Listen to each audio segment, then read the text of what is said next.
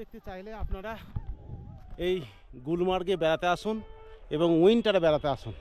চারিদিকে আপনাকে গন্ডোলা রাইডের একটা তো আলাদা মজা আছেই, তাছাড়াও এই যে এই মজা মানে চারিদিকে শুধু বরফের সাম্রাজ্যেতে আপনি বিরাজ করবেন। সুইজারল্যান্ড যাওয়ার দরকার নেই, এই আমাদের ভারতবর্ষে অতি অল্প পয়সা খরচ করলেই আপনারা এই কাশ্মীরে চলে আসতে পারবেন, এই জান্নাতে চলে আসতে পারবেন।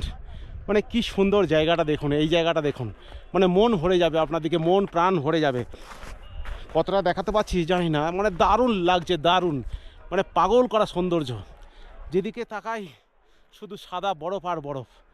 আর এই দিকে দেখুন ঝাউ গাছ, প্রচুর ঝাউ গাছের নিচে বরফ পড়ে রয়েছে। আর এই যেটা দেখা যাচ্ছে এটা হচ্ছে ফ্রোজেন লেক, এটা হচ্ছে বরফ জমে রয়েছে, হ্যাঁ মানে জলটা বরফে পরিণত হয়ে গেছে।